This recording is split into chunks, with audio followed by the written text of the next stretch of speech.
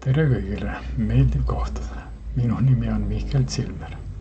Te lugesite ja vaatasite minu motot. Tore moto. Selle moto valguses võtamegi lahti ühe huvitava teema, vitamiin D. Vitamiin D-st on oi kui palju kirjutatud. Paraku on aga selles informatsioonis mõned väga olulised lüngad ja seetõttu räägime siis need lüngad ära ja seletame siis, kuidas on lood vitamiin D3-ga tegelikult. Inimesed teavad, et päike tekitab nahka vitamiin D3. Inimesed teavad ka seda, et normaalse söömisega saab vitamiin D3. Tublid tegijad on muna ja kala selles mõttes. Ja loomulikult kõik ju nüüdisajal teavad, et toidulisandina, olgu ta siis õlikapsel või ka õlilahuses, saame ka vitamiin D3 võtta. Tundub, et kõik on nagu selge ja ei olegi vaja midagi enam arutada. Vaadake, aga head sõbrad, siin on üks oluline esimene moment. Nimelt, kas me saame vitamiini nahast päikse poolt tekitatuna või me saame normaalse söömisega või me saame teda toidulisandina? Me saame alles vitamiin D3 eelvormi, kolekaltsiferooli. Sellest meie organism peab aga tekitama maksas vahevormi, kaltsitiooli ja edasi viiakse see neerudesse, kus siis tekitakse sellest vahevormist lõppvorm ehk vitamiin D3C vorm, mida meie organism tegelikult vajab. See on siis hormoonse toimega ühend kaltsitriool. Vaadake, eelvormi saamisest tuleb veel tükk aega tööd teha, et saada tegelikult see ühend, mida me vajame, vitamiin D3 kaltsitrioolina. Nii et see on, head sõbrad, väga oluline meelde jätta. Teine väga oluline asi, mida paraku kahjuks ei teata, on see, et maksas vahevormi teke ja neerudes lõppvormi teke mõlemad vajavad raud sisaldavaid entsüüme. See tekkeprotsess on suhteliselt keeruline ja seal töötavad mitmed raud sisaldavad entsüümid. See on väga oluline teadmine. Miks? Vaadake, kui on teie organismis raua teatud defitsiit, siis ei pruugi vaatamata sellele, et te kenasti päevitate, et te sööte normaalselt ja võtate ka toidulisandid, ikkagi asi viia selle lõppvormi piisava hulga tekkeni. Võib küsida, et aga äkki see ei ole eriti levinud probleem. Paraku on. Aneemia on maailmas väga levinud ja enamik aneemia vormidest või juhtudest, võib ka niimoodi öelda, on rauddefitsiitne aneemia. Et tegelikult on see vähemal või tõsisemal määral väga levinud probleem. See seletab ära ka selle asjaolu, et kui keegi hirmutab taibukust, ütleb niimoodi, et teate, lõunamaades inimesed saavad ju päikest, päike tekitab nahka vitamiin D3, neil ei tohiks üldse probleem olla. Vaadake, see on ju loogiline ja esmapilgul tark arusaamine. Aga kuidas on asi tegelikult? Tegelikult on asi selles, et kuna rauddefitsiitne aneemia on väga levinud, siis kui inimesel on rauavarude teatud defitsiit, siis ei pruugi ikkagi olla see tegevus selline, et eelvormist tekiks piisavalt lõppvormi.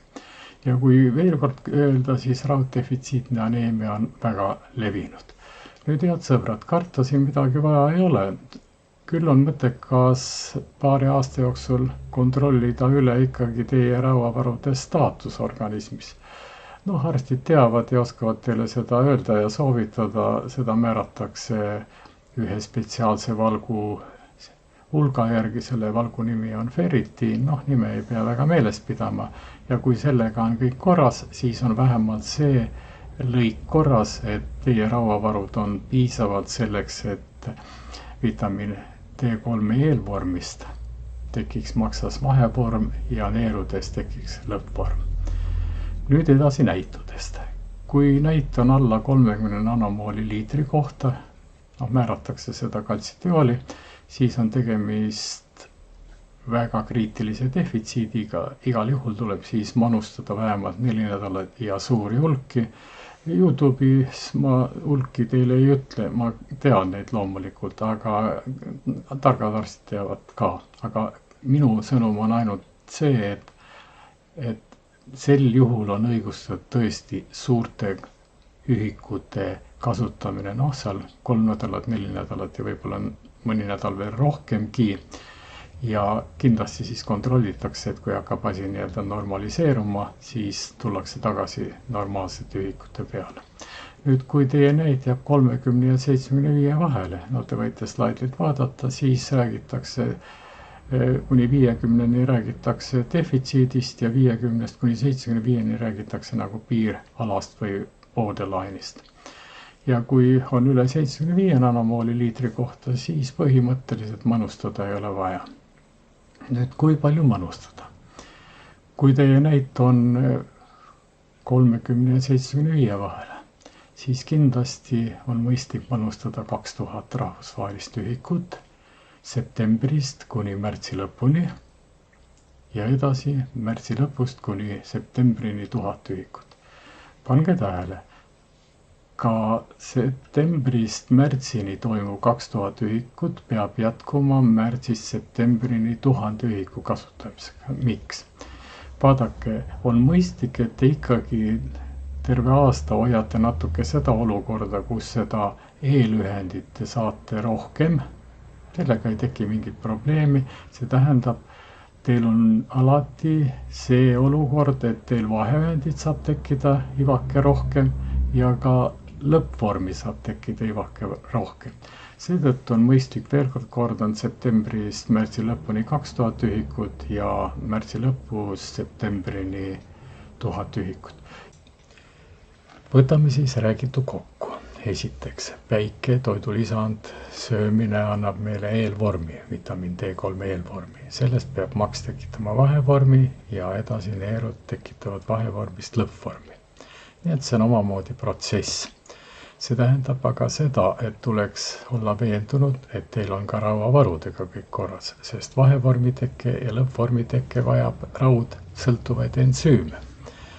Tüüpiline on selline jutt, et vaadake lõunamaades, seal inimesed elavad ju, saavad palju päikest ja neil ei tohiks ju vitamiin D3-ga probleemi olla. Vaadake, rauddefitsiitne aneemia on väga levinud. Te võite küll palju päikest saada ja lõunamaades võib ka palju päikest saada, aga kui rauametabolismiga ei ole asi korras, siis ikkagi ei teki piisavalt lõppvormi. Nii et see oli siis selline süsteemne lühike analüüs, selgitus, kuidas on lood vitamiin D3-ga tegelikult. Lugege ja vaadake minu motot. Oli tore kohtuda.